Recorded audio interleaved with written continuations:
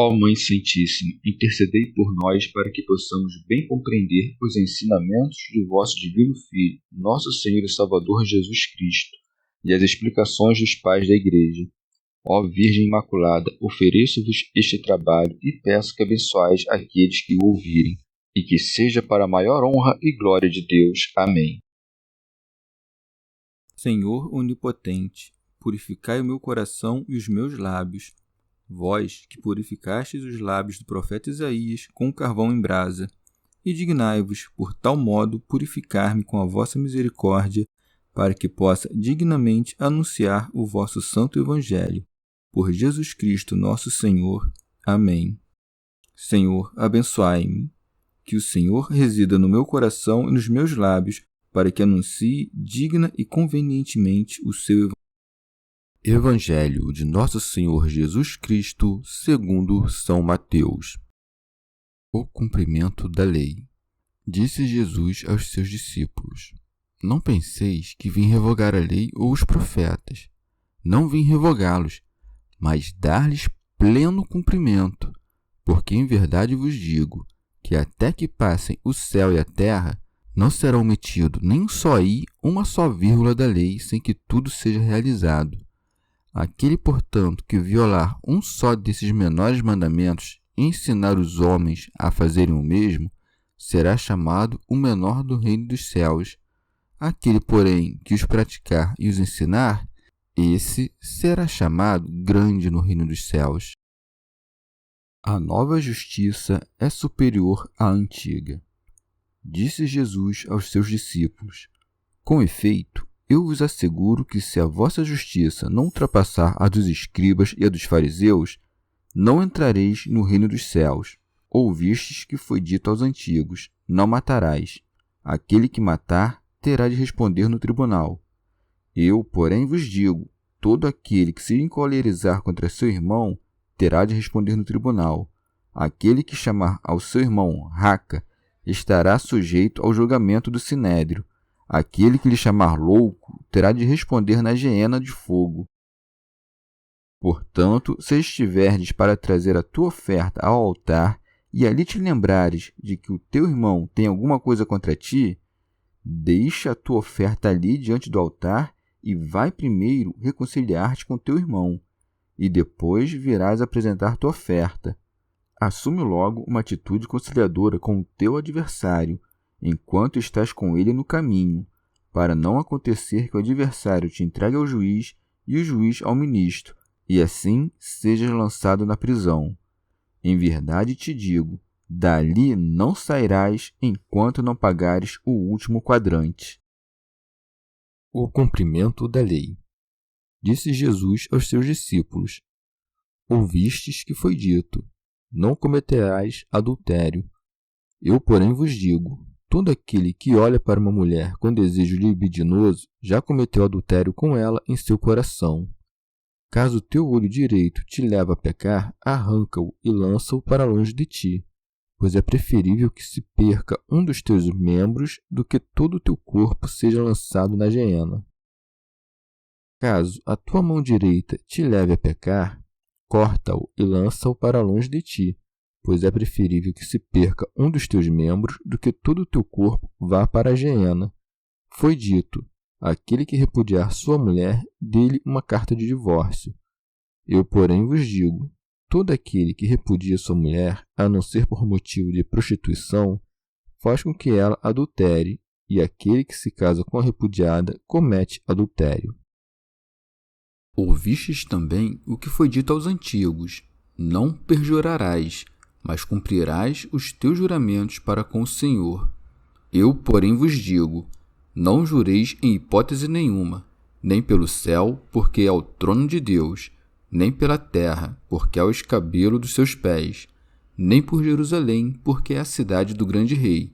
Nem jures pela tua cabeça, porque tu não tens o poder de tornar um só cabelo branco ou preto. Seja o vosso sim, sim, e o vosso não, não. O que passa disso vem do maligno. Comentários dos Pais da Igreja. Comentário de São Tomás de Aquino em forma de glosa.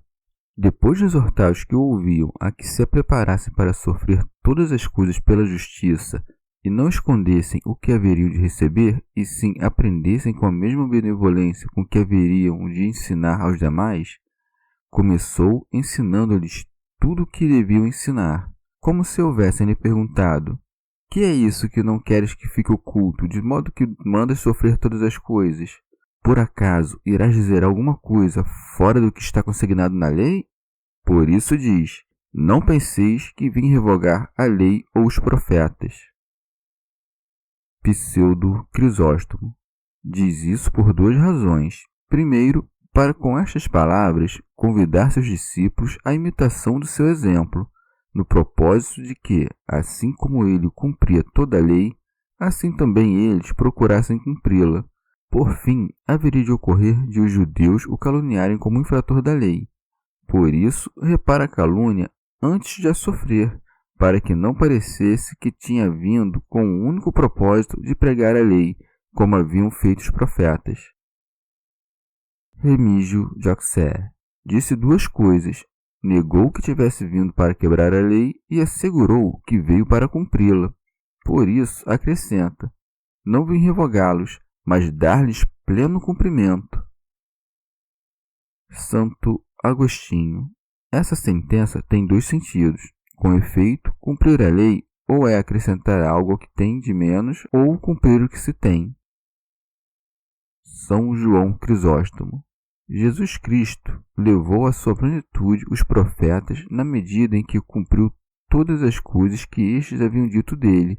Primeiro, a lei, não quebrando nenhuma prescrição legal. Segundo, justificando pela fé o que a lei não tinha forças para fazer por meio da letra. Santo Agostinho.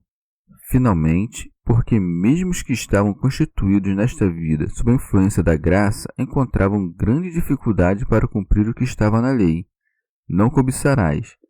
Cristo, constituído em sacerdote, nos alcança o perdão por meio do sacrifício da sua carne, cumprindo também a lei, para que aquilo que não podemos cumprir em razão de nossa fraqueza se cumpra através da perfeição de Cristo, de cuja cabeça fomos constituídos membros. E no capítulo 22 acrescenta: não vim abolir a lei, mas cumpri-la. O que se deve entender acerca daquelas adições que pertencem à exposição das antigas sentenças ou à conduta em conformidade com elas, como quando o Senhor nos ensina que até o desejo iníquo de fazer o mal ao próximo pertence ao gênero do homicídio. Quis mais o Senhor que nós, não jurando, não nos separássemos da verdade do que, jurando com verdade, nos aproximássemos do falso juramento.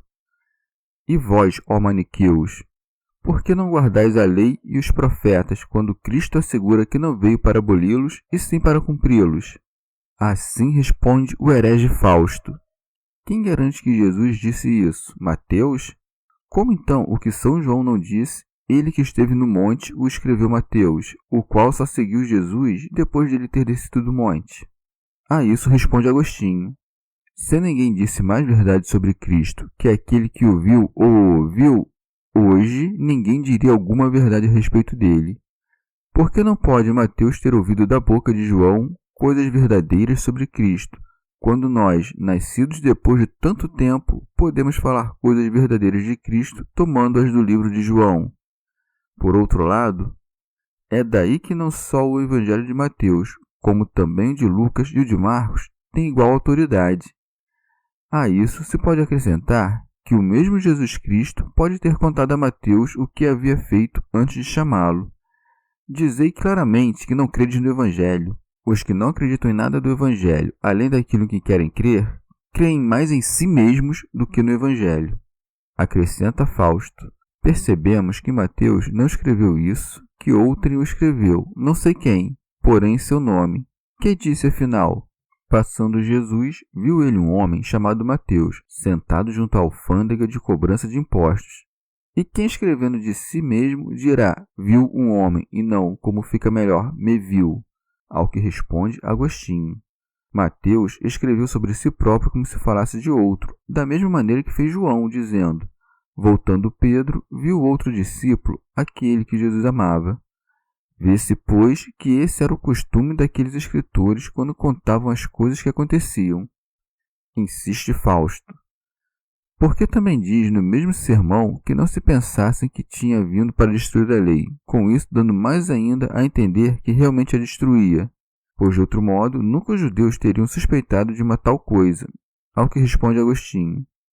Isso é trivial, pois não negamos que Cristo, para os judeus que não compreendiam, fosse um destruidor da lei e dos profetas. Outra vez diz Fausto. Qual, pois, a razão disso, quando a lei e os profetas não necessitam de cumprimento, uma vez que se diz no Deuteronômio: faze somente em honra do Senhor aquilo que eu te ordeno, não acrescentes nem tires nada. Ao que responde Agostinho. Fausto não entende o que quer dizer cumprir a lei, quando crê que tal coisa se deve entender como acréscimo de palavras. A plenitude da lei é a caridade, a qual concedeu Nosso Senhor, enviando aos fiéis o Espírito Santo. Cumpre-se, pois, a lei quando se pratica o que ela manda ou quando se manifestam as coisas que nelas estão profetizadas. Prossegue Fausto. Quando confessamos que Jesus Cristo formou o Novo Testamento, que dizemos senão que ao mesmo tempo destruiu o Antigo? Ao que responde Agostinho.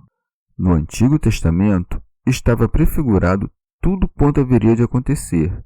Suas figuras haveriam de ser cumpridas pelas obras mesmas que Jesus realizava com o objetivo de que a lei e os profetas se cumprissem, já que nestes estava escrito que Deus daria um Novo Testamento. Acrescenta Fausto. Se Jesus Cristo disse isso, disse-o com outro sentido, ou, o que não se pode crer, o disse mentindo, ou em absoluto não o disse. Mas ninguém irá declarar que Jesus falou falsamente, e assim, ou ele o disse com outro sentido, ou simplesmente não o disse. De modo que me persuado, pois, quanto ao encadeamento desse capítulo, no que me confirma a fé dos maniqueus, que logo ensinam que nem todas as coisas que se leem escritas acerca do Salvador podem ser cridas sem distinção. Há muito joio que certo semeador noturno colocou em quase todas as escrituras para prejuízo da boa semente. Ao que responde Agostinho. Maniqueu ensinou uma perversidade ímpia, a fim de que aceites do Evangelho somente o que a tua heresia não te impede de aceitar, e não aceites o que ela te impede de aceitar.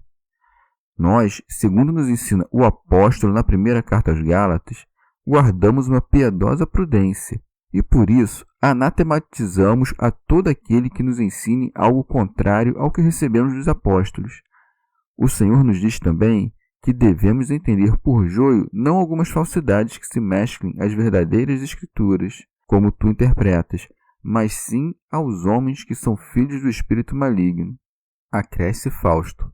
Quando um judeu te interpelar por não observar os preceitos da lei e dos profetas, os quais Cristo disse que tinha vindo não para abolir, mas para cumprir, te verás obrigado ou a te confessar como subjugado a uma vã superstição, ou a dizer que o capítulo é falso, ou a negar que sejas verdadeiro discípulo de Cristo.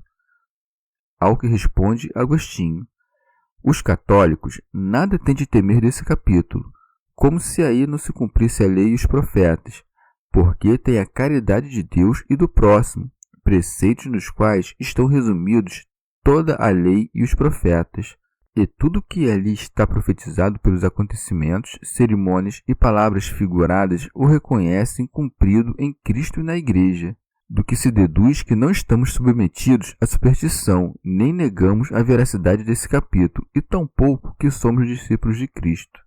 Aquele que diz que, se Cristo não tivesse abolido a lei e os profetas, os sacramentos destes teriam continuado a ser celebrados junto aos sacramentos cristãos, bem poderia dizer que, se Cristo não tivesse abolido a lei e os profetas, ele continuaria na promessa de ainda vir a nascer, morrer e ressuscitar.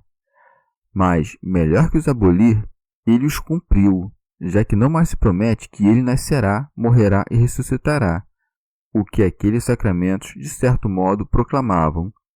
Mas é anunciado que já nasceu, padeceu e ressuscitou, o que estes sacramentos que os cristãos realizam proclamam. Compreende-se de pronto quão grande é o erro em que vivem todos aqueles que creem que, ao se mudarem os sacramentos e símbolos, alteram-se as coisas que entre os profetas foram anunciadas como futuras e que o prova que já se cumpriram.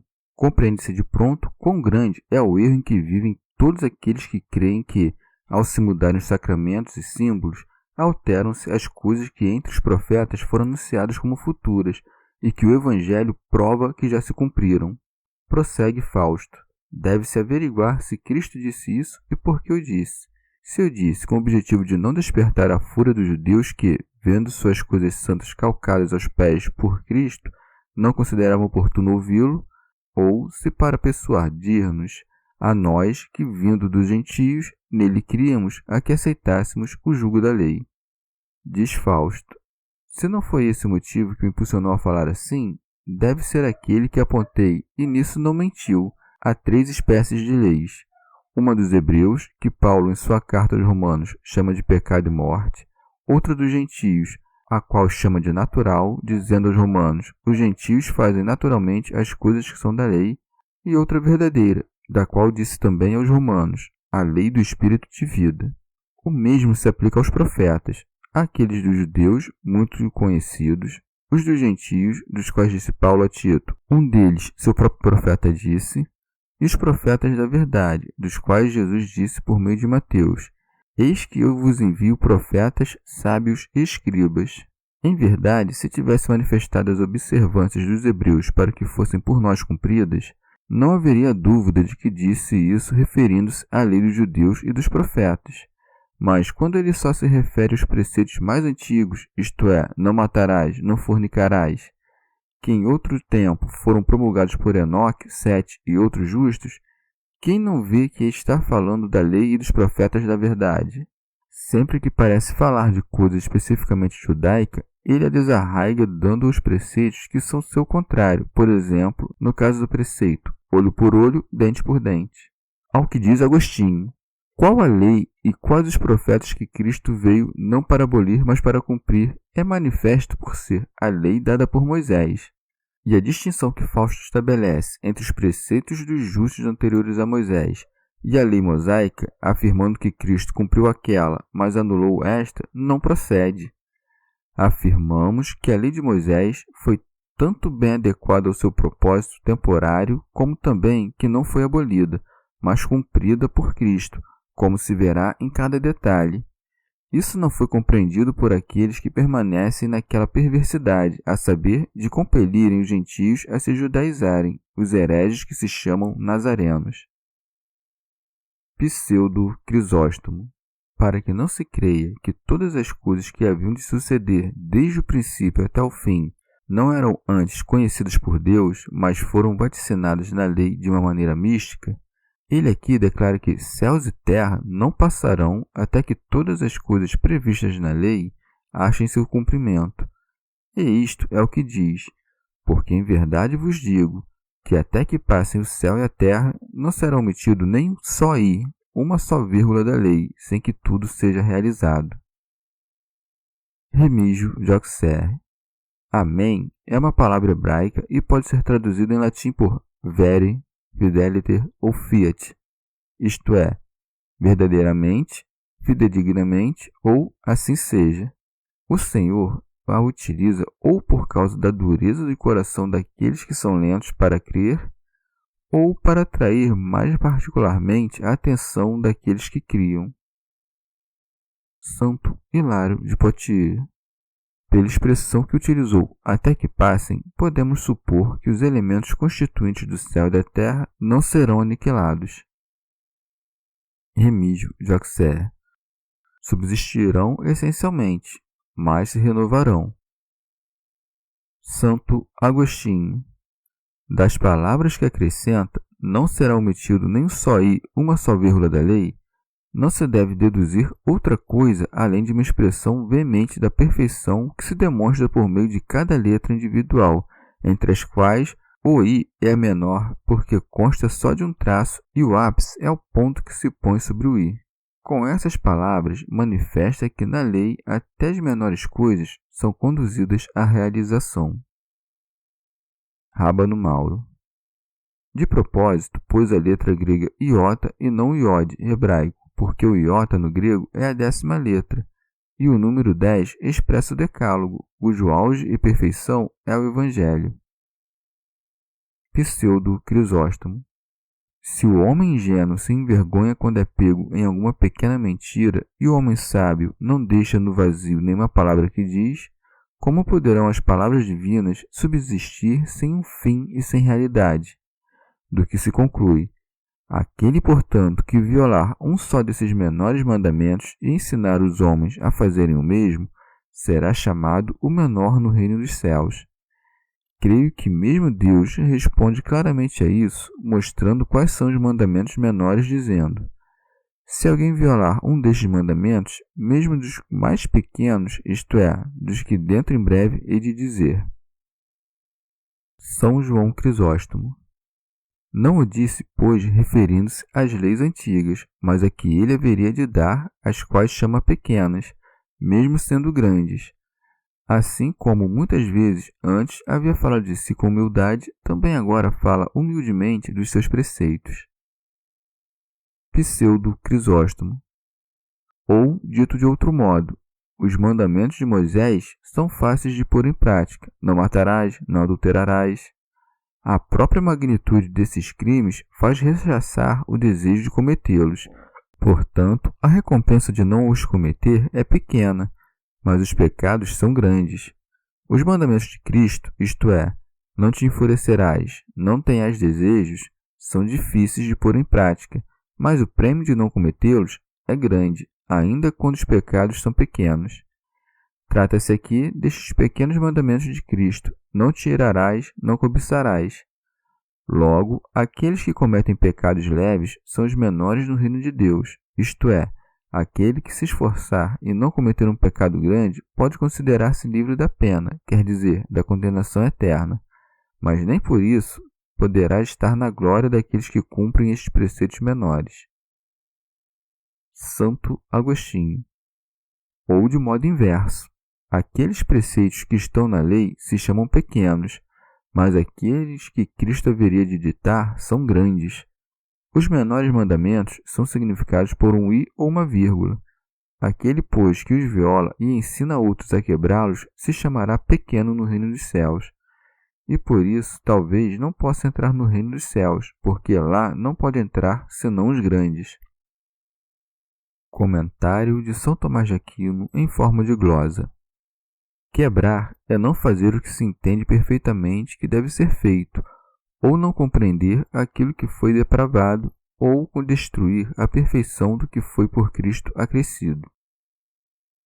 São João Crisóstomo. Quando ouvires dizer pequeno no reino dos céus, deves crer que isso não significa outra coisa senão o suplício e o inferno, pois ele usa reino não apenas aplicando as alegrias do céu, mas também ao tempo da ressurreição e à vinda terrível de Cristo. São Gregório Magno. Também se deve entender por reino dos céus a igreja, na qual o sábio que quebra um mandamento se chama pequeno, porque aquele cuja vida é desprezível não pode esperar outra coisa senão que sua pregação seja desprezada. Santo Hilário de Poitiers. Ou chama de pequenos os acontecimentos da paixão e morte do Senhor, e aquele que não as confessa, considerando-as vergonhosas, será pequeno, isto é, o último dos homens e quase nada. Mas aquele que as confessa é prometida a grande glória da vocação no céu. Daí que, aquele, porém, que os praticar e os ensinar, esse será chamado grande no reino dos céus. São Jerônimo. Assim repreende os fariseus que, desobedecendo às ordens do Senhor, davam preferência às suas próprias tradições, porque não viam utilidade na doutrina que ensinavam ao povo se prescindissem sequer do menor detalhe ordenado pela lei. Podemos entender isso de outra maneira. A instrução daquele que ensina até quando incorre um pequeno pecado o faz cair do ponto mais alto, e de nada lhe vale ensinar a justiça que ele mesmo destrói, mesmo que com a mais leve das culpas. A bem-aventurança é perfeita quando se completa por obras o que se ensina no discurso. Santo Agostinho. Ou ainda, aquele que transgredir naquelas coisas pequenas, a saber, os preceitos da lei, e assim ensinar os demais a fazer, será chamado pequeno. Mas aquele que pratica a lei, mesmo no detalhe mais insignificante, e assim ensinar os demais a fazer, não deve por isso considerar-se já grande, mas todavia não tão pequeno como aquele que o transgride. Contudo, para ser grande, é preciso praticar e ensinar o que Cristo ensina. Santo Hilário de Poitiers. Com tão magnífico exórdio, ele começou a ultrapassar a obra da lei antiga e a anunciar aos seus apóstolos que não lhes será possível entrar no reino dos céus se não superarem os fariseus em justiça. É isso que manifesta quando diz: com efeito, eu vos asseguro que se a vossa justiça não ultrapassar a dos escribas e a dos fariseus, não entrareis no reino dos céus. São João Crisóstomo. Aqui chama de justiça a virtude universal, mas que se observe o poder superior da graça, já que pede de seus discípulos ainda essa instrução que sejam melhores que aqueles que eram mestres no Velho Testamento. Não chamou de iníquos os escribas e fariseus porque negou que tivessem justiça. Considera também que com essas coisas confirma o Antigo Testamento diante dos seus apóstolos, comparando-o com o Novo, pois o maior e o menor são do mesmo gênero.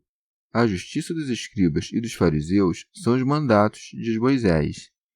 Os acréscimos destes mandamentos são os mandamentos de Cristo. É isto, pois, o que diz: se alguém, além dos preceitos da lei, não cumprir estes preceitos meus, que entre eles eram considerados pequenos, não entrará no reino dos céus, já que aqueles preceitos livram da pena, devido aos transgressores da lei, sem levar ao reino dos céus, ao passo que estes livram da pena e levam ao reino. Já que são uma mesma coisa o transgredir os preceitos pequenos e o não os cumprir, por que disse antes, acerca dos transgressores, que serão chamados os menores no reino dos céus, e aqui diz que aquele que não guardar os mesmos preceitos não entrará no reino? Há de se entender que ser pequeno no reino é o mesmo que não entrar nele, e que estar no reino não é reinar com Cristo, e sim viver como povo de Cristo. Como se dissesse que aquele que não cumpre será contado entre os cristãos, porém como um cristão pequeno, e aquele que entra no reino participa do reino com Cristo. Assim, aquele que não entra no reino dos céus não terá glória com Cristo. Contudo, está no reino dos céus, isto é, será contado entre aqueles sobre os quais reina Cristo, que é o Rei dos céus. Santo Agostinho. Ou, como disse em outro lugar, se a vossa justiça não exceder a dos escribas e a dos fariseus, isto é, que é daqueles que não praticam o que ensinam, porque deles dirá Mateus, dizem e não fazem, como se dissesse: se não abundar vossa justiça, de modo que não infrinjas a lei, mas antes cumprais o que ensinais, não entrareis no reino dos céus. De um modo, deve-se entender o reino dos céus, onde estão ambos, aquele que não pratica o que ensina e aquele que pratica. Mas ao primeiro se chama pequeno e ao segundo grande. Este reino dos céus é a igreja presente.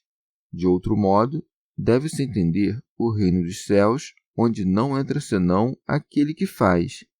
Esta é a igreja como se apresentará na outra vida.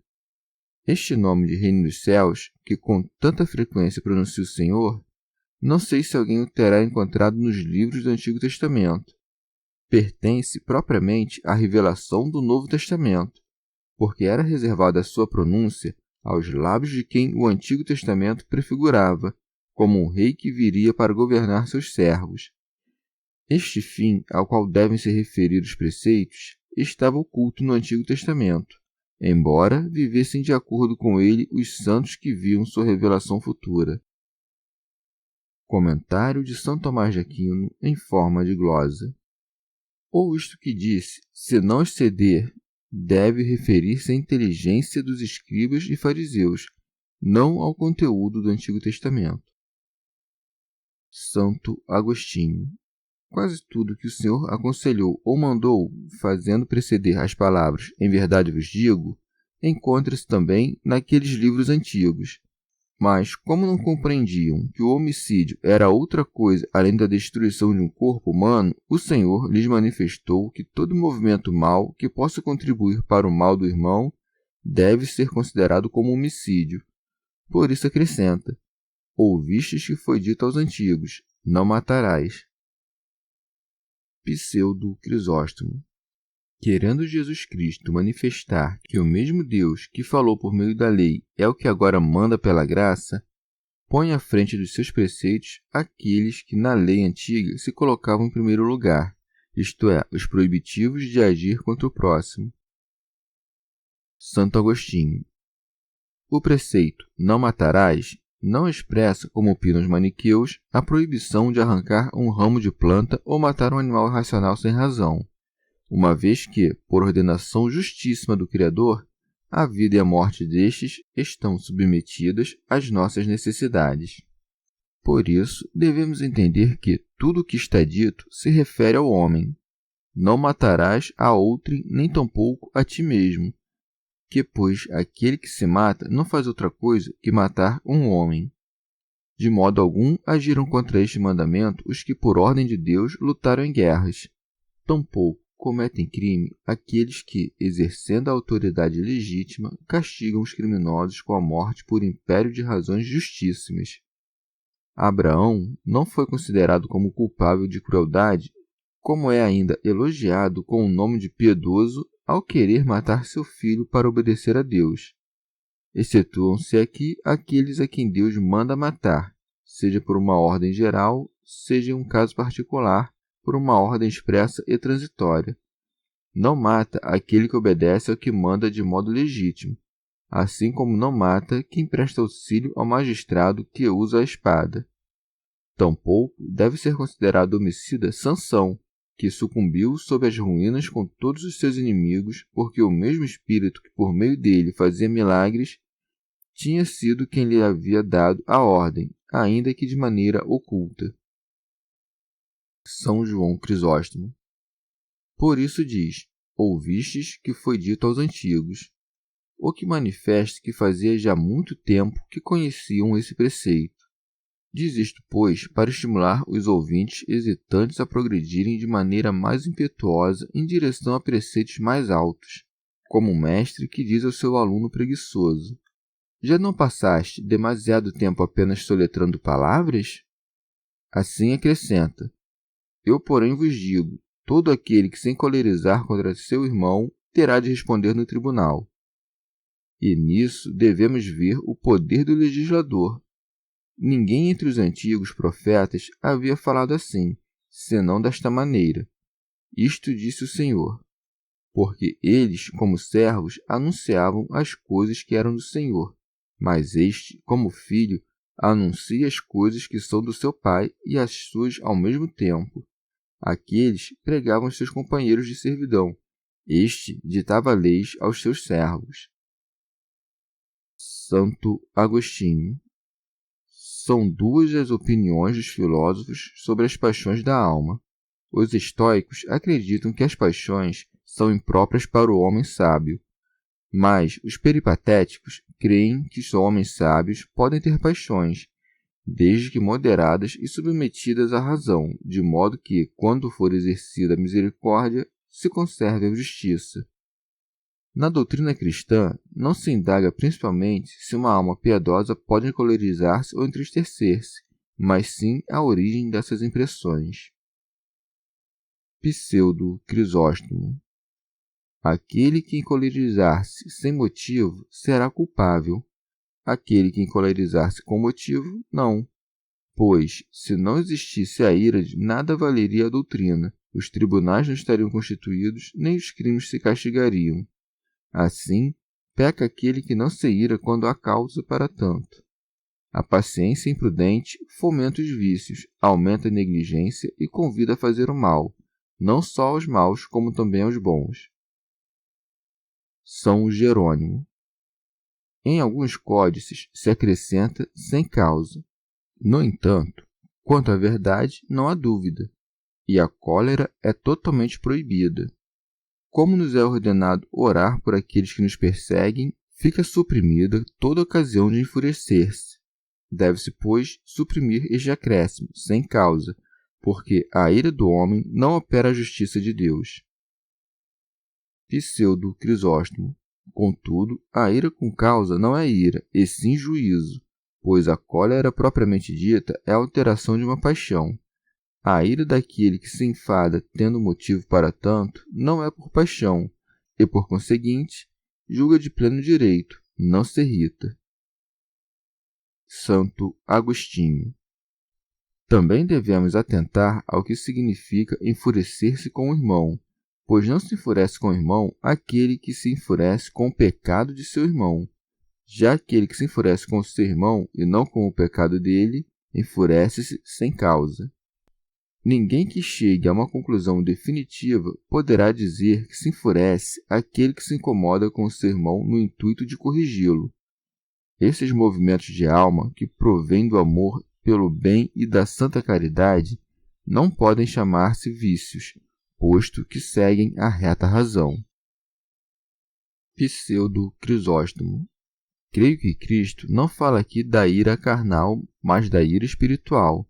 A carne não pode obedecer sem conturbar-se. Quando o homem se enfurece e não quer fazer aquilo a que a ira o impele, sua carne se enfurece, mas sua alma fica em paz. Santo Agostinho.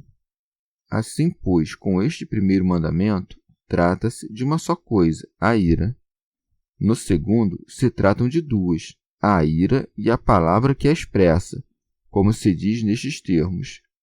E o que chamar racá a seu irmão será condenado pelo sinédrio. Alguns têm preferido tomar do grego esta palavra, crendo que a palavra raca quer dizer esfarrapado, já que em grego racos quer dizer farrapo. É mais provável que seja uma palavra sem significado algum, mas que manifesta, assim, a alteração de uma alma indignada. Os gramáticos chamam essas palavras de interjeições, como quando alguém que sofre diz ai. São João Crisóstomo. Também a palavra raca pode ser uma palavra de desprezo ou de desdém, como quando ordenamos, seja aos criados, seja àqueles que são mais jovens que nós. Vai tu, diz a ele tu. Assim, os que conhecem a língua síria põem a palavra raca em lugar de tu. O Senhor, pois, quis arrancar-nos até mesmo os defeitos menores, e por isso manda que nos tratemos mutuamente com honra. São Jerônimo. Ou raca é uma palavra hebraica e quer dizer vão ou oco, como quando dizemos de maneira corrente, cabeça oca. E bem a propósito acrescenta, e o que chamar raca a seu irmão. Nosso irmão, então, não pode ser outro senão aquele que tem o mesmo pai que nós. Pseudo Crisóstomo. Não é adequado chamar de homem vazio aquele que traz em si o Espírito Santo. Santo Agostinho. Em terceiro lugar, são referidas três coisas: a ira, a palavra que significa ira e a expressão do vitupério. Por isso prossegue: aquele que lhe chamar louco terá de responder na geena de fogo. Há uma gradação entre esses pecados. Primeiro, quando alguém se enfurece e retém o movimento concebido no coração. Em seguida, caso force a voz sem significação precisa, dando assim a vir um sinal de emoção. Tem-se um grau a mais que a ira que, ao se levantar, é reprimida em silêncio. Mas é ainda mais grave se expressar uma palavra verdadeiramente injuriosa. Pseudo Crisóstomo. Assim como ninguém que tem o Espírito Santo pode chamar-se vazio, do mesmo modo, ninguém que conhece Cristo pode ser chamado de vazio. Mas, se a palavra raca significa vazio, tolo significará o mesmo que raca, diferenciando-se, no entanto, quanto ao fim com que se dizem essas palavras. Raca era uma palavra comum entre os judeus, os quais a pronunciavam não por ira ou por ódio, mas por algum movimento vão. Diziam-na, enfim, mais para expressar confiança que injúria. Mas talvez se diga, ora, Mas se não for dito em razão de raiva, por que é pecado? É pecado porque se a disse com desejo de disputa, não de edificação. Se afinal não podemos dizer palavras boas senão para edificar, que dirá daquelas que são mais em sua própria natureza? Santo Agostinho. Fixemo-nos agora nas 3 classes de imputação: o juízo, o sinédrio e o fogo eterno, graus pelos quais subimos do mais leve ao mais grave, pois no juízo ainda há lugar para defesa. Ao sinédrio pertence a pronúncia da sentença, quando os juízes acordam entre si o tipo de castigo que se deverá aplicar, e no fogo eterno já se expressa claramente a condenação e a pena do culpado, de modo que assim se vê quão grande é a diferença entre a justiça de Jesus Cristo e a dos fariseus. Entre estes, o assassinato deixa um homem sujeito a julgamento. Já para Cristo, tão só a ira já o faz ser julgado, imputação que, das 3, é a mais leve. Rábano Mauro. O Senhor chama aqui de Geena o tormento do inferno, cujo nome se acredita que ele tomou de um vale consagrado aos ídolos e que fica próximo de Jerusalém, outrora cheio de cadáveres, que, segundo lemos no livro dos Reis, Josias profanou. São João Crisóstomo. É a primeira vez que pronuncia o nome do inferno, depois de falar do reino dos céus, manifestando assim que nos dá este último em virtude do seu amor, o primeiro em virtude de nossa indolência.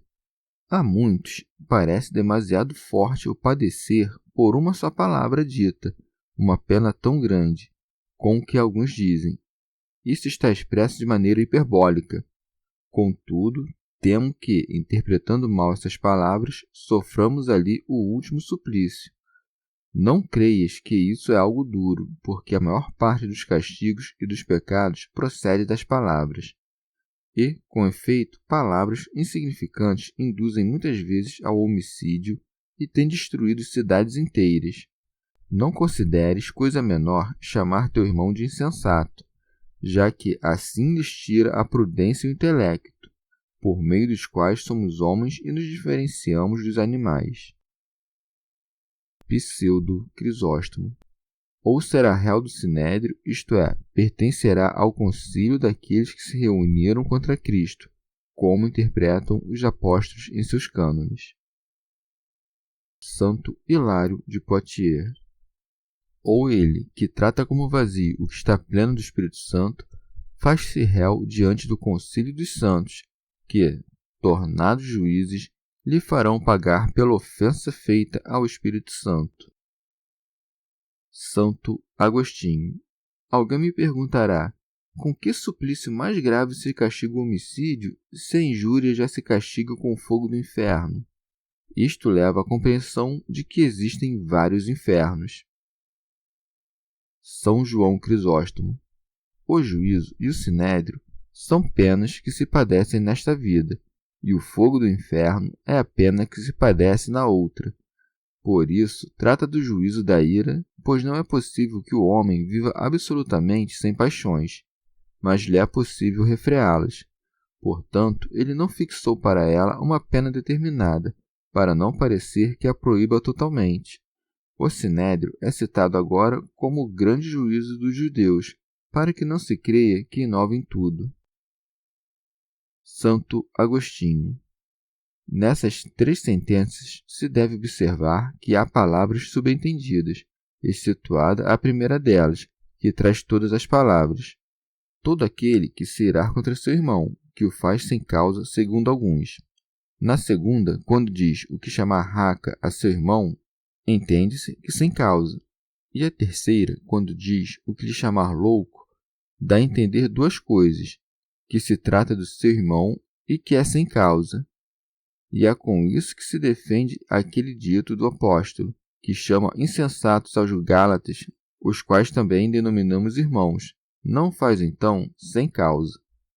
Se não é lícito enfurecer-se contra o irmão, nem chamá-lo de raca ou de insensato, muito menos devemos ter algo na alma que possa converter-se em ódio, e por esse motivo acrescenta: portanto, se estiveres para trazer a tua oferta ao altar e ali te lembrares de que o teu irmão tem alguma coisa contra ti.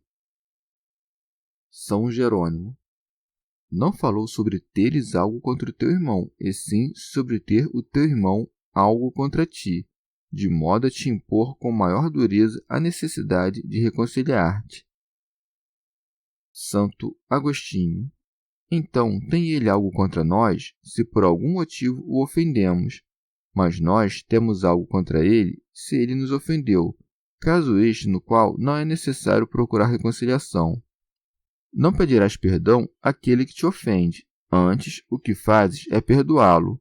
Uma vez que desejas que Deus te perdoe, perdoa tu também ao teu irmão. Pseudo Crisóstomo.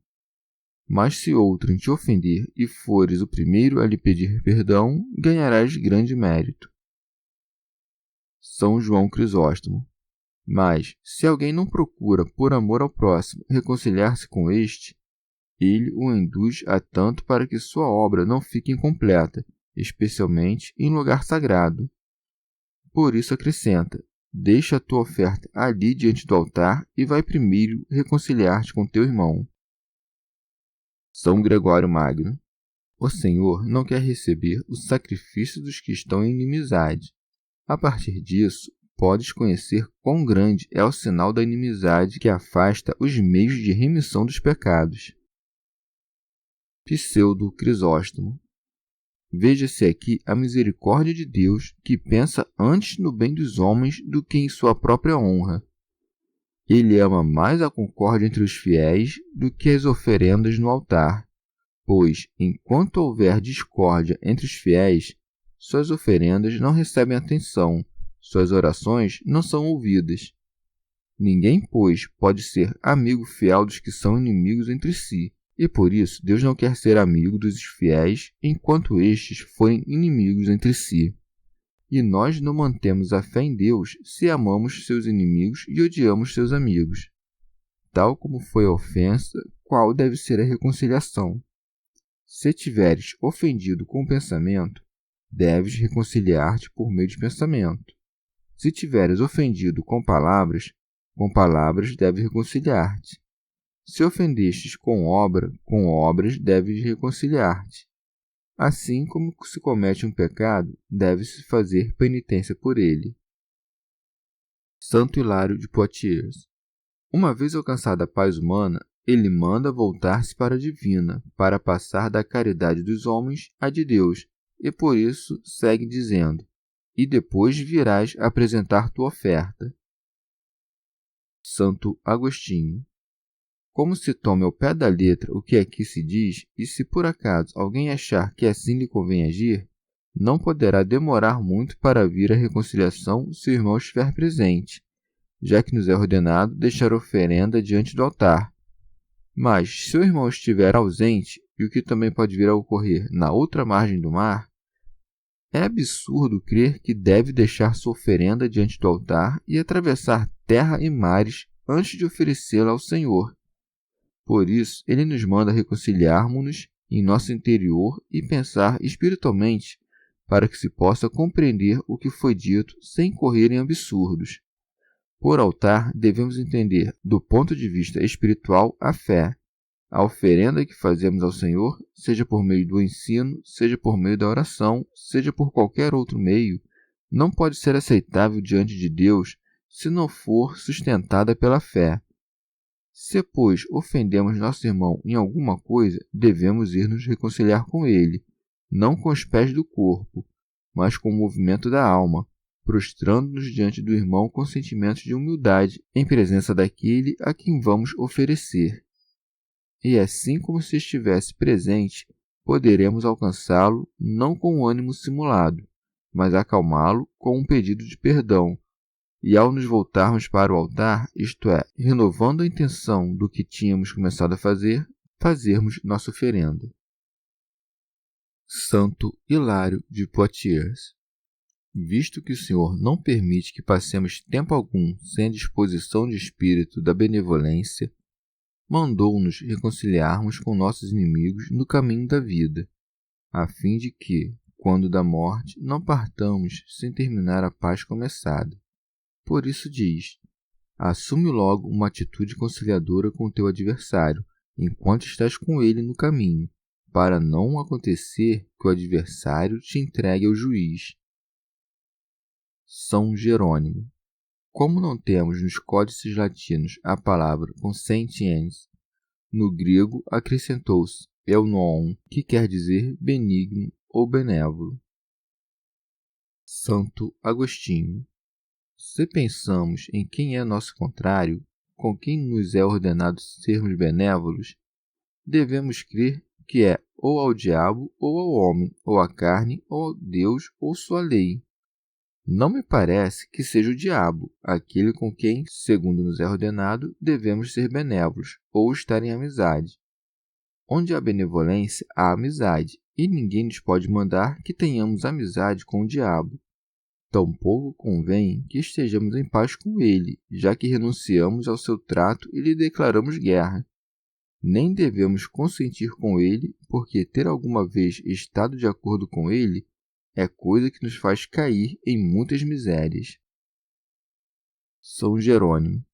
Alguns dizem que o Salvador nos manda sermos benévolos com o demônio para que não façamos sofrer por culpa nossa, porque há quem diz que ele deve se atormentar por nós quando consentimos em suas tentações.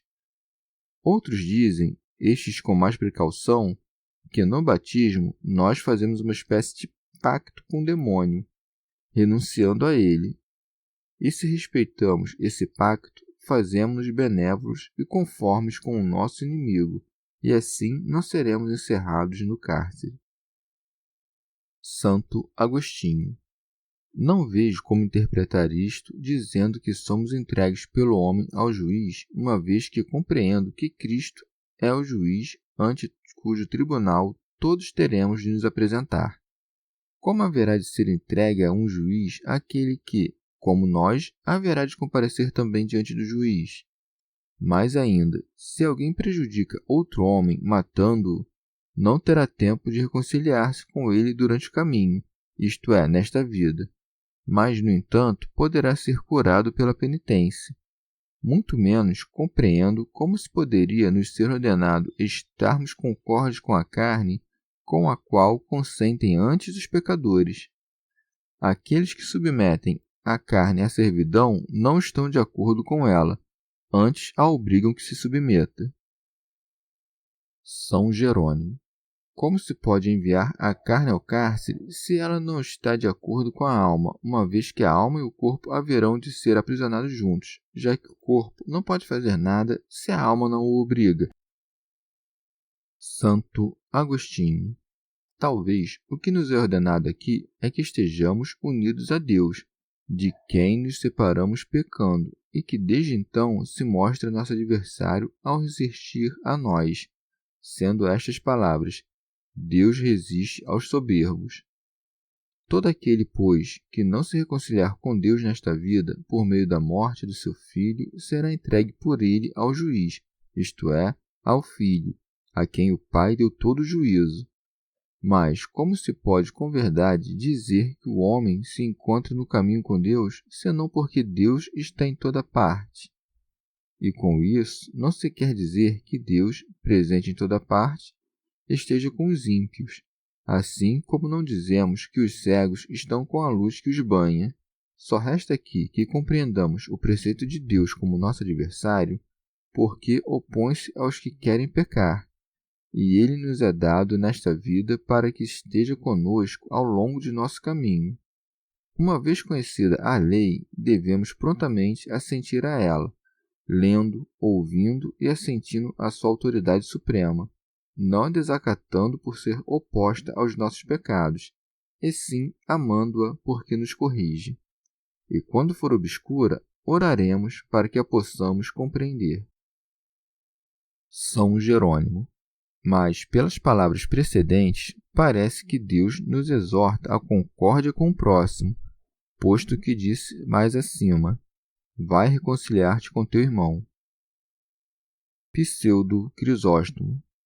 Exorta-nos o Senhor a reconciliarmos-nos com nossos irmãos nesta vida, sabendo quão perigoso é que um inimigo morra sem reconciliar-se. Se, sendo inimigos, os leva à morte à frente do juiz, teu inimigo te entregará a Cristo, provando que tu és réu sem seu juízo. Entregar-te-á ao juiz, mesmo que antes tenha te proposto a paz, pois aquele que antes propõe a paz ao inimigo torna-o réu diante de Deus. Santo Hilário de Poitiers. Ou vosso adversário vos entregará ao juiz, porque vossa ira de ressentimento, que permanece sobre ele, revela vossa culpabilidade. Santo Agostinho. Entendo que esse juiz é Cristo, porque o Pai deu ao Filho todo o poder de julgar. O ministro entendo ser o anjo, e os anjos o serviram.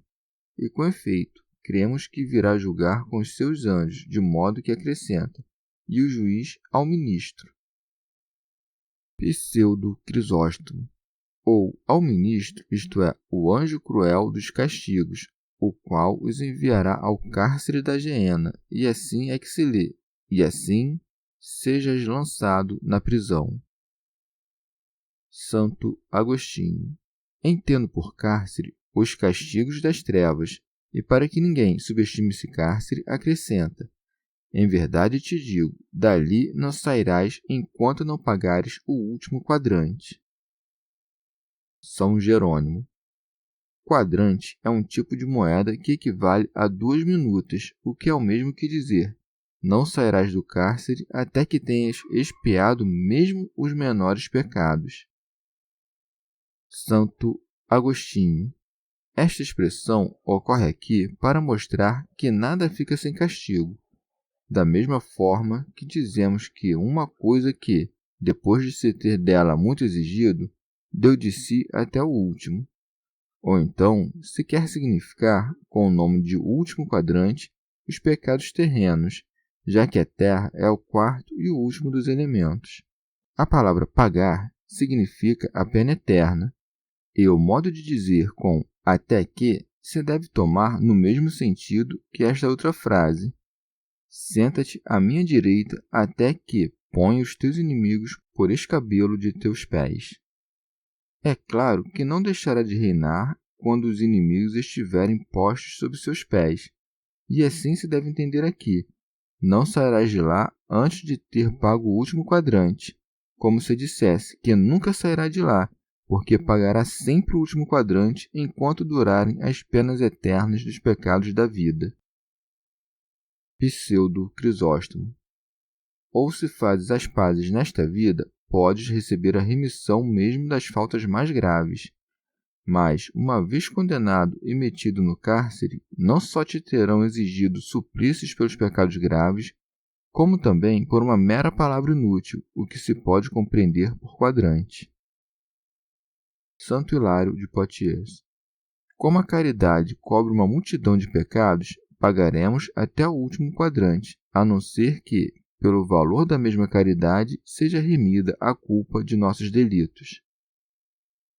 Pseudo Crisóstomo. Também se pode chamar de cárceres as angústias deste mundo, nas quais, várias vezes, os pecadores são lançados a Deus. São João Crisóstomo. Ou se trata aqui dos juízes deste mundo, do caminho que conduz a este juízo e deste cárcere. Isso para induzir o ouvinte não só com as coisas futuras, mas também pelas presentes, que estão sob seus olhos e costumam impressionar mais. Assim como também diz Paulo: se fizerdes o mal, teme, porque não é debalde que ele traz a espada. São João Crisóstomo. Depois de ter terminado de falar do primeiro mandamento, a saber, não matarás, o Senhor procede ordenadamente a falar do segundo. Ouvistes que foi dito: não cometerás adultério. Santo Agostinho. Isto é, não irás procurar outra mulher além da tua, pois, se exiges isso de tua mulher, não irás querer proceder de igual modo, tanto mais que o marido deve ser exemplo de virtude para sua mulher? É vergonhoso para um homem dizer que não pode proceder dessa forma. o que faz a mulher, não poderá fazê-lo o homem? Não digas, não tenho mulher, e, portanto, vou à procura de uma mulher pública, já que assim não quebra o preceito, uma vez que este diz: não cometerás adultério. Já sabes o que vales, o preço que Cristo pagou por ti. Já sabes o que comes e bebes, e quem comes e quem bebes. Afasta-te, pois, das fornicações. Como corrompes a imagem de Deus, que és tu, por meio da fornicação e dos deslizes carnais, o próprio Deus, que conhece o que te é útil, te ordena isto para que não destruas o seu templo, que começaste a ser. Mas, como os fariseus acreditavam que apenas o trato corporal e ilícito com uma mulher se chamava adultério, o Senhor lhes manifestou que a concupiscência de fazê-lo não era outra coisa senão o adultério, dizendo-lhes: eu, porém, vos digo, todo aquele que olha para uma mulher com desejo libidinoso já cometeu adultério com ela em seu coração. O que a lei ordena é: não desejarás a mulher do teu próximo, o que parecia aos judeus que se deveria entender só como a ação de tomar a mulher do outro, e não o concurso carnal. São Jerônimo. Entre a paixão e o movimento que a precede, há a diferença de que a paixão se considera um vício, e, no entanto, o movimento que a precede, mesmo quando tem a mesma culpa que a de um vício, não é considerado crime. Assim, aquele que visse uma mulher e observasse que sua alma assim se perturba, este deve considerar-se como atacado pela paixão que nasce. Se consente, passa a paixão consumada, e para este homem não falta a vontade de pecar, mas somente a ocasião. De todo aquele que olhasse uma mulher com ânimo de concupiscência, isto é, se a olhasse de tal modo que a desejasse e se dispusesse a consumar o ato, pode, com verdade, ser dito que já cometeu adultério em seu coração. Santo Agostinho. 3 circunstâncias concorrem para que se cometa um pecado: a sugestão, o prazer e o consentimento. A sugestão se verifica por meio da memória, isto é, por meio dos sentidos do corpo, cujo gozo, se algum houver, terá incorrido em deleite ilícito, o qual deve ser refreado. Se tiver havido consentimento, então haverá pecado completo. O prazer, contudo, antes do consentimento, ou é nulo ou muito leve. Consentir com ele é pecado, mas, caso seja posto em prática, parece que então se sacia e se apaga a concupiscência. Mais ainda, quando a sugestão se repete, o prazer é maior, mas não tão grande quanto aquele que vem a constituir um hábito que dificilmente se pode vencer. São Gregório Magno. Todo aquele que olha exteriormente de maneira desprevenida geralmente incorre no prazer do pecado e, obrigado pelos desejos, começa a querer o que antes não quis. É grande demais a força com que a carne obriga a queda, e, uma vez obrigada pela beleza da forma que entra por meio dos olhos, forma-se o desejo no coração, que agora só poderá ser extinto com a violência de um grande combate. Devemos, pois, vigiar-nos, porque não se deve olhar aquilo que não é lícito desejar. Para que a inteligência possa conservar-se limpa em seu pensamento, devem os olhos afastar-se da libertinagem, da voluptuosidade, porque são como os ladrões que nos arrastam para a culpa. São João Crisóstomo. Se quiseres com frequência fixar os olhos em belos rostos, serás certamente capturado, ainda que por acaso possas conter teu ânimo por 2 ou 3 vezes, porque não és superior à sorte e à natureza humana. Mas aquele que acende a chama de seu coração após ver uma mulher, mesmo que não veja suas formas, este guarda consigo a recordação das ações torpes, de cuja representação muitas vezes passa a ação. E se alguma mulher, adornando-se demais, atrair para si os olhos de muitos homens, Mesmo que não faça nenhum pecar, esta padecerá o fogo do inferno, porque prepara o veneno e oferece o copo, mesmo quando não encontra ninguém que o beba. O que disse dos homens, igualmente se pode dizer às mulheres. O que se disse à cabeça, seguramente é também uma advertência dirigida a todo o corpo.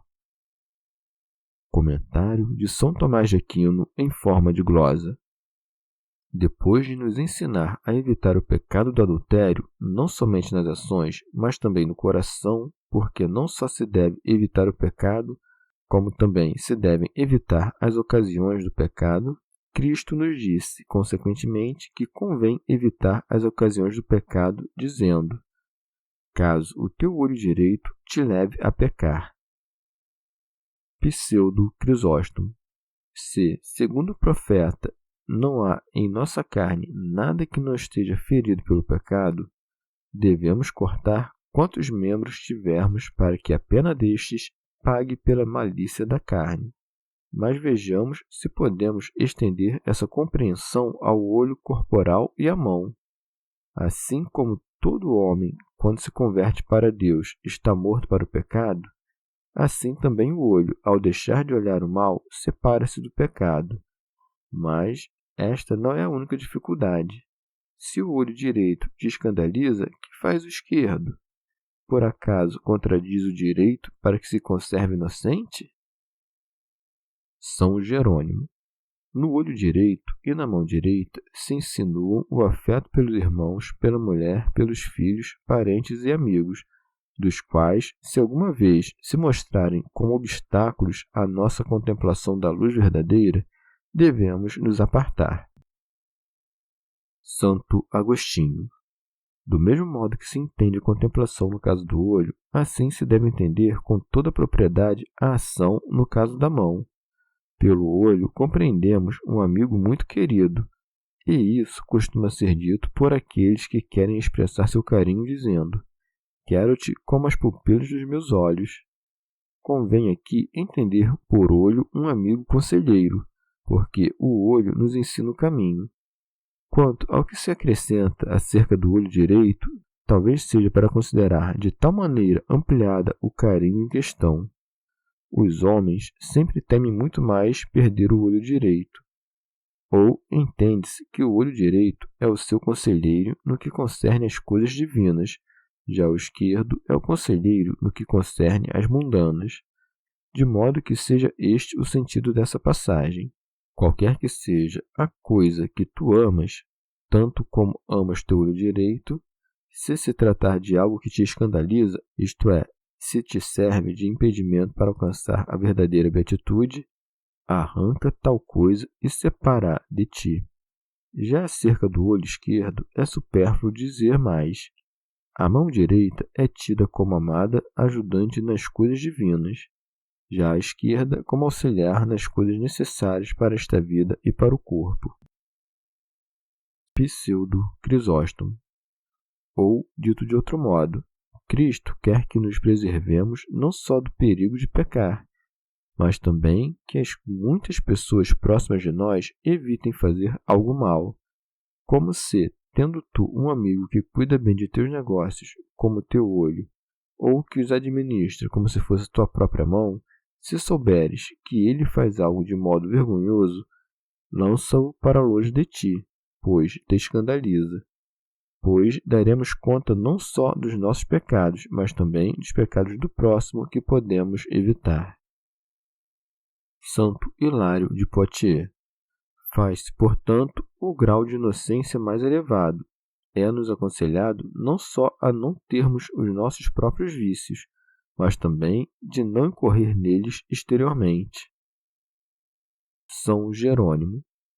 Ou ainda, como antes tinha falado da concupiscência da mulher, referiu-se agora ao pensamento e sensação como o olho que se fixa em diversas coisas.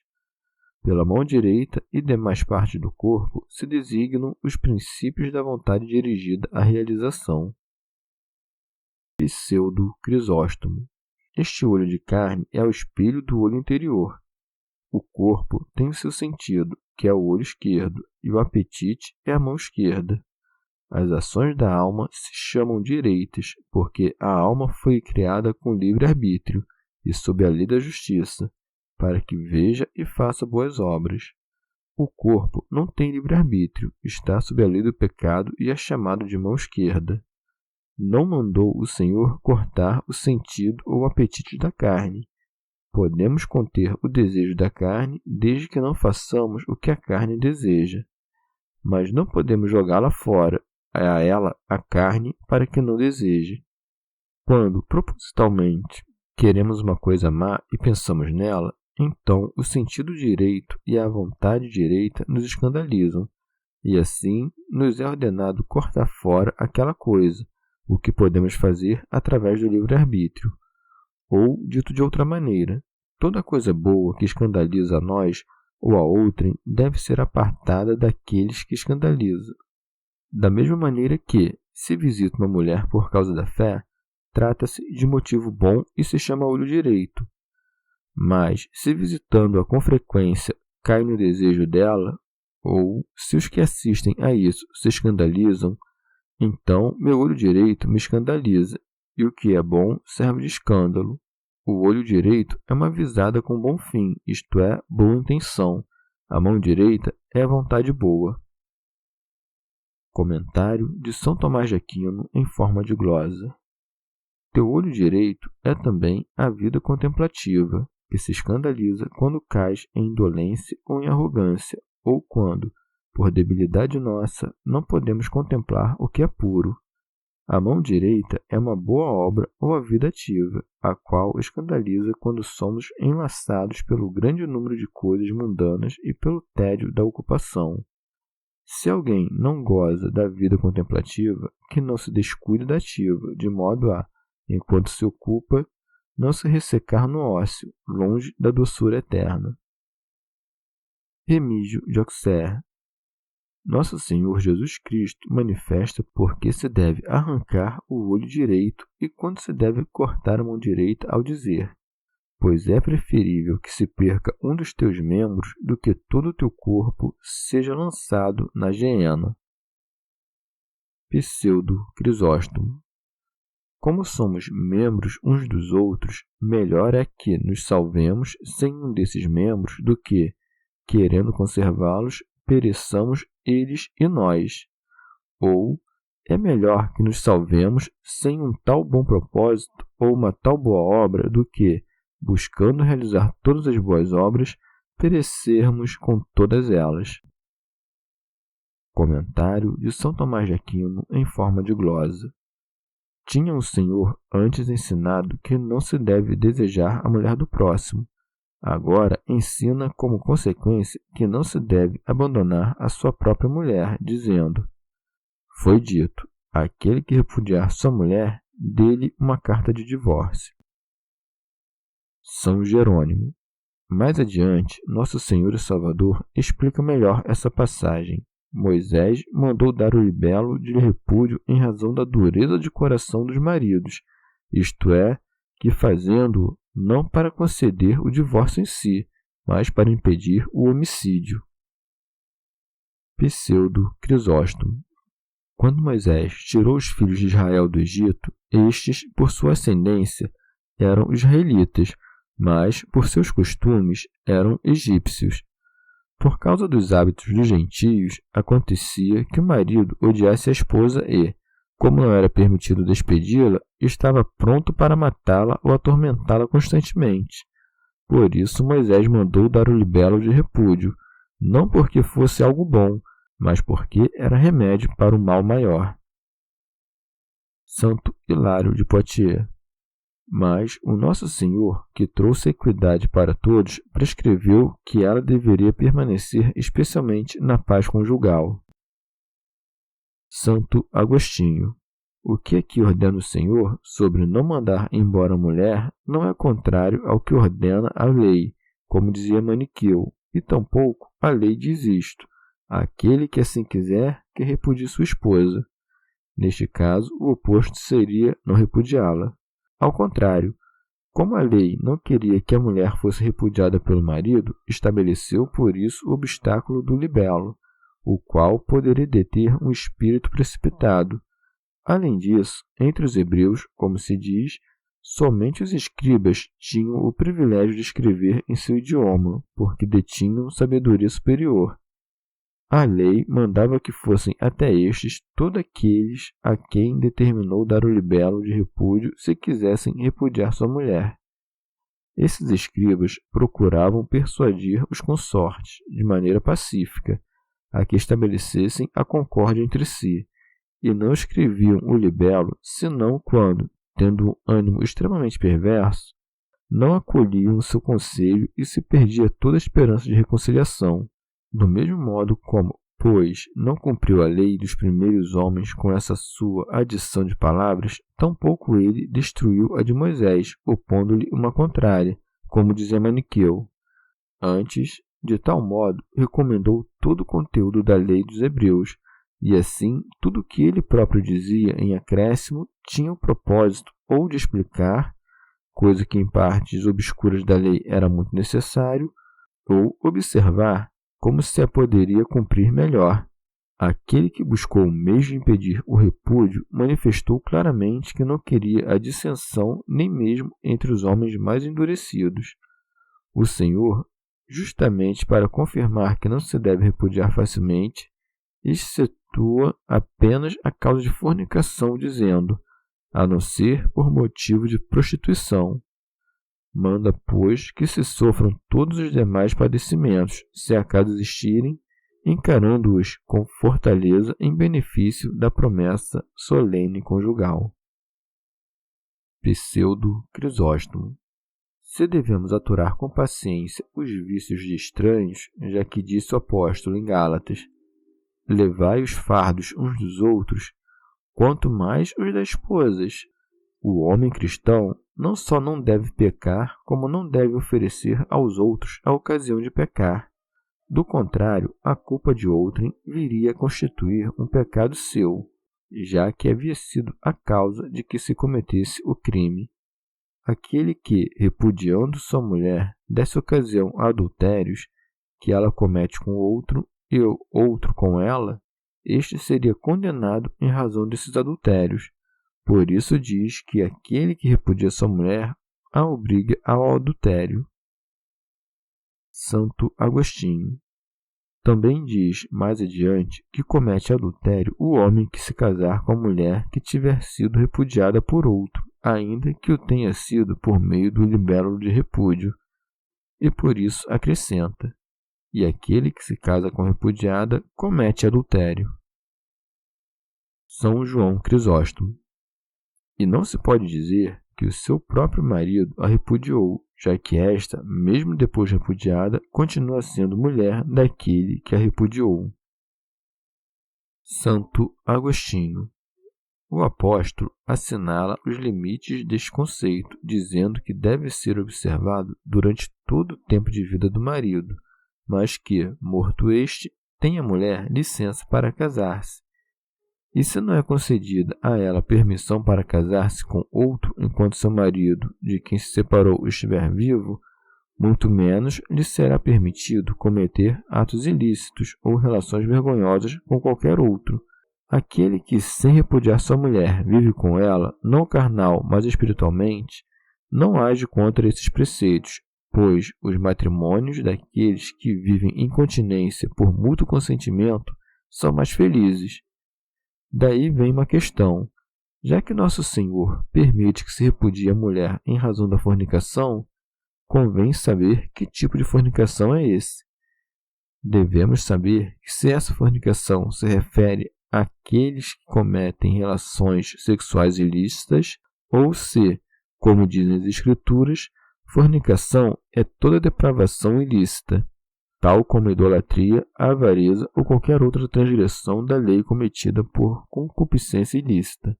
Mas, se é permitido, segundo o apóstolo, repudiar a mulher infiel, ainda quanto melhor seria não repudiá-la. No entanto, não é lícito, segundo o preceito do Senhor, que se repudie a mulher senão por causa de fornicação. A infidelidade é a própria fornicação. E se a infidelidade é também fornicação, e a idolatria é infidelidade, e a avareza é idolatria, não se deve duvidar que a avareza também seja fornicação. E, nesse caso, quem poderá separar facilmente da fornicação qualquer concupiscência ilícita, se a avareza é fornicação também? Não queremos, contudo, que nosso tratamento de uma tão difícil questão que nos é suscitada por assunto tão grave satisfaça o leitor. Nem todo pecado é fornicação espiritual, nem tampouco Deus aniquila a todo aquele que peca, já que todos os dias ouve seus santos que dizem: perdoa-nos as nossas ofensas. No entanto, perde todo aquele que se faz réu de fornicação com relação a ele. É lícito o repúdio por uma fornicação dessa natureza? É questão obscuríssima, mas não há dúvida alguma de que é lícito quando se trata de fornicação que profana o corpo.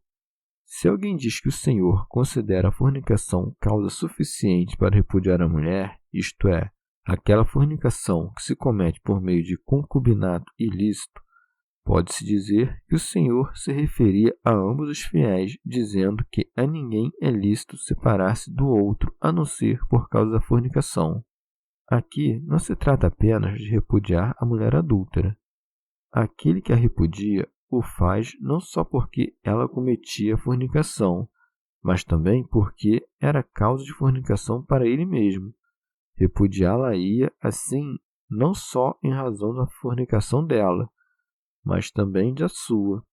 Dela, porque fornica, e sua, para que não fornique.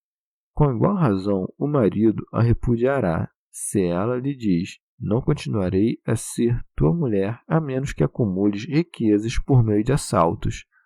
Ou, caso recomende ao seu marido algum outro ato criminoso ou vergonhoso.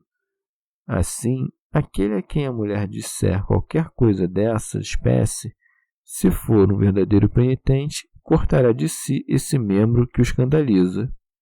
Não existe coisa mais iníqua do que deixar a mulher por causa de fornicação, quando o marido pode convencer-se de que também ele é um fornicador. Nesse caso, dá-se o que Paulo disse aos fiéis de Roma: naquilo mesmo em que julgas o outro, a ti mesmo te condenas. E, quanto ao que disse Cristo, e aquele que se casa com a repudiada comete adultério, pode-se perguntar se, assim como aquele que se casa com ela comete adultério, de igual modo peca aquela com quem se casou. Ordena o apóstolo que ela prossiga sem se casar ou que se reconcilie com o seu marido, mas, caso se separe do marido, diz o apóstolo que continue sem se casar. Se ela se separa do marido, há muita diferença entre saber se ela é repudiada ou quem repudia. Se é ela que se separa do marido e casa com outro, parece que se separa do primeiro por desejo de contrair novo matrimônio, o que se deve conceber como pensamento de adultério. Mas, se é ela a repudiada pelo marido, não se pode averiguar precisamente como se explica que, realizando-se a união por mútuo consentimento, seja só um deles aquele que comete adultério e o outro não. A isso se deve acrescentar que, se comete adultério aquele que se casa com outra que tenha sido repudiada pelo marido, ela que o faz adúltero, coisa que é proibida no espaço pelo Senhor. Comentário de São Tomás de Aquino em forma de glosa. Nosso Senhor tinha antes ensinado que não se deve praticar injúria alguma contra o nosso próximo, proibindo tanto a ira como o homicídio, a concupiscência como o adultério e o abandono da mulher com o libelo de repúdio. Agora, em consequência, ensina que se deve evitar toda injúria contra o Senhor, já que proíbe como má não só o perjúrio, senão também o juramento como ocasião de algum mal. Por isso diz: ouvistes também que foi dito aos antigos: não perjurarás. Diz-se em Levítico: não jurarás falso em meu nome. E para que as criaturas não erigissem deuses de acordo com o seu bem-querer, mandou que todo juramento seja atribuído a Deus, e que não se façam juramentos pelas criaturas. Com o que acrescenta: oferece os teus juramentos a Deus, isto é, se acontecer de jurares, jurarás pelo Criador, não pela criatura. O que é razão para se dizer no Deuteronômio: temerás o Senhor teu Deus e jurarás pelo seu nome. São Jerônimo. Isso foi concedido aos homens em nome da lei, como se concedido a crianças, porque, do mesmo modo como se ofereciam vítimas ao Senhor para que não fossem imoladas para os ídolos, assim também lhes era permitido jurar por Deus, não porque com isso fizessem alguma coisa boa, mas porque seria melhor oferecer o juramento a Deus do que aos demônios. Pseudo Crisóstomo. Ninguém jura frequentemente sem que alguma vez incorra em juramento falso. A maneira daquele que tem o costume de falar muito, às vezes fala coisas inoportunas. Santo Agostinho. Como jurar em falso é um pecado grave e ninguém está mais longe de incorrer nele do que aquele que não é acostumado a jurar, ainda que o fosse com verdade, quis o Senhor que, não jurando, não nos separássemos da verdade. Não quis que, jurando o verdadeiro, expuséssemos-nos ao juramento falso. Por isso acrescenta: eu, porém, vos digo, não jureis em hipótese nenhuma. Nisso confirma a justiça dos fariseus, que consistia em não jurar em falso. Não perjura aquele que não jura. Mas, como todo aquele que traz Deus por testemunha está jurando, deve-se examinar se parece que o apóstolo disse algo contra esse preceito, porque jurou muitas vezes desse modo, como quando disse aos Gálatas: no que vos escrevo, digo diante de Deus que não minto. E escrevendo aos Romanos: o Deus a quem sirvo em meu espírito, anunciando o evangelho de seu Filho, me é testemunha. Pode ser que alguém interprete que só esteja proibido o juramento no qual se pronuncia algo em nome de cuja virtude se jura, e que Deus me é testemunha não é juramento, já que, para tanto, seria necessário dizer por Deus. É ridículo pensar dessa forma, mas também é mister saber que o apóstolo jurou dessa maneira, dizendo aos fiéis de Corinto: todos os dias, irmãos, morro, juro, pela glória que tenho de vós. Coisa que, a fim de que ao entendimento de ninguém soe como vossa glória me fez morrer todos os dias, as versões gregas creem que não pode ser dito por outrem senão aquele que jura. Muitas vezes, não sendo possível entender o sentido das palavras, compreendemos nas ações dos santos o que em palavras facilmente se pode traduzir em sentido diverso, se os exemplos dos santos não lhes dessem a verdadeira significação. O apóstolo jurou em suas cartas e assim manifesta como se deve entender o que o Senhor disse. Eu, porém, vos digo, não jureis em hipótese nenhuma, a fim de que, jurando, não venhais a adquirir o hábito de jurar, porque da facilidade de jurar se passa ao costume, e do costume ao falso juramento. E assim o apóstolo não se viu a jurar senão por escrito, quando maior precaução e consideração são necessárias, de modo a não permitir um deslize da língua. Contudo, o Senhor disse que em absoluto não se pode jurar.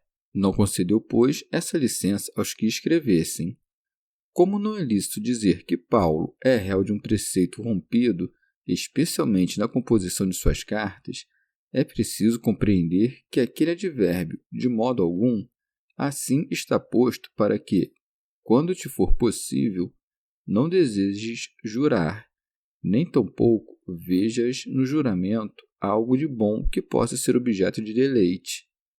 Nas Escrituras, como há aí maior precaução, verifica-se que o apóstolo jura em algumas passagens, para que não haja quem creia que se peca ao jurar com verdade, e ademais para que se compreenda melhor que os corações da fragilidade humana podem preservar-se livres do pecado não jurando e preservando-se do perjúrio. São Jerônimo. Por último, considere-se que o Salvador não proibiu jurar por Deus, senão pelo céu e pela terra, por Jerusalém e por tua cabeça. Sabe-se que os judeus sempre tiveram o péssimo costume de jurar em nome dos elementos da natureza. Aquele que jura venera ou ama aquilo em nome de que jura. Os judeus, pois, jurando em nome dos anjos e da cidade de Jerusalém, e do templo e dos elementos, tributavam a essas criaturas as honras de Deus, ao passo que a lei nos manda que não juremos senão em nome de Deus, nosso Senhor. Santo Agostinho. Ou, no mesmo sentido, diz ainda, nem pelo céu, porque é o trono de Deus, nem pela terra, porque é o escabelo dos seus pés. Porque os judeus não acreditavam estar obrigados pelo juramento quando juravam dessas coisas. Como se dissesse, quando juras pelo céu e pela terra, não creias que por isso deixes de estar obrigado ao Senhor quanto a tudo que juraste, porque será provado em juízo que juraste por aquele cujo trono é o céu e o escabelo é a terra. O que é dito não de modo a se compreender que Deus tenha membros postos no céu e na terra, tal como nós ao nos sentarmos, mas sim que o assento de Deus representa o juízo de Deus. E uma vez que o céu é a parte de maior aspecto de todo o universo, sentar-se no céu é dito de maneira que o poder divino seja mais eminente pela maior das belezas. Diz-se que calca a terra porque a dispôs no último lugar da criação. Espiritualmente, designa com o nome de céu todas as almas santas, e com o nome de terra o pecador, porque o homem espiritual julga todas as coisas. Foi dito, pois, ao pecador, és pó e em pó te hás de tornar. E aquele que quis permanecer na lei é posto sob a lei, e, portanto, ele oportunamente diz que a terra é o escabelo de seus pés. Prossegue, nem por Jerusalém, porque é a cidade do grande rei. O que é melhor que dizer, minha cidade, compreendendo-se, contudo, que foi isso que ele disse. E como ele próprio é Deus, deve jurar por Deus aquele que jura por Jerusalém. Prossegue, nem jures pela tua cabeça. Que é que se pode pensar com maior propriedade que diz respeito a alguém que é sua própria cabeça? Mas como diremos, é nossa, quando não temos poder para fazer com que um cabelo branco se torne preto? Por isso diz, porque tu não tens o poder de tornar um só cabelo branco ou preto. Desse modo, qualquer pessoa que jura por sua cabeça deve juramento a Deus, e o mesmo se entende quanto a tudo mais. São João Crisóstomo. Observa que Cristo exalta os elementos deste mundo, não por sua própria natureza, mas pela relação que tem com o Deus, a fim de eliminar toda ocasião de idolatria. Rábano Mauro. Aquele que nos proibiu de jurar nos ensinou como se deve falar, dizendo: seja o vosso sim, sim, e o vosso não, não. Quer dizer, para aquilo que é, basta dizer que é, e para o que não é, basta dizer que não é. Pode ser que aqui se diga duas vezes é, não, não, para significar que aquilo que afirmas com a boca deves provar com as obras, e que aquilo que negas com palavras não confirmes com as obras. Santo Hilário de Poitiers. Ou de outro modo, para os que vivem a simplicidade da fé, não é necessário jurar, porque para eles o que é verdade o é, e o que não é verdade não o é, e por isso as palavras e as obras deles sempre são verdadeiras. São Jerônimo. A verdade evangélica não necessita de juramentos, já que toda palavra fiel é um juramento. Santo Agostinho. Por isso é que aquele que compreende que não se deve jurar nas coisas boas, mas apenas nas necessárias, modere-se o quanto possa para que não jure senão quando haja verdadeira necessidade, como quando, por exemplo, vê que há homens preguiçosos para crer no que é necessário crer, e que não creem a menos que sejam encorajados por meio de juramentos. É bom e agradável o que se diz aqui. Seja o vosso sim, sim, e o vosso não, não. O que passa disso vem do maligno. Isto é, se te vês obrigado a jurar, Sabes que isso provém da necessidade, a qual nasce da fraqueza daqueles a quem desejas persuadir de algo, fraqueza que é, em todo caso, um mal. E por isso não disse: o que passa disto é um mal. Nada fazes de mal, já que empregas bem o juramento para persuadir outrem do que a queres persuadi-lo para seu bem. Antes o mal vem daquele por cuja fraqueza te vês necessitado de jurar. São João Crisóstomo. Ou provém do mal, isto é, da fraqueza daqueles a quem a lei permite jurar. Assim Cristo não mostra que a antiga lei provém do demônio, mas conduz da velha imperfeição à novidade abundante. Chegamos ao fim de mais um dia de comentários da Catena Áurea. Muito obrigado por ficarem até aqui, que Nossa Senhora derrame suas graças sobre nós e até amanhã.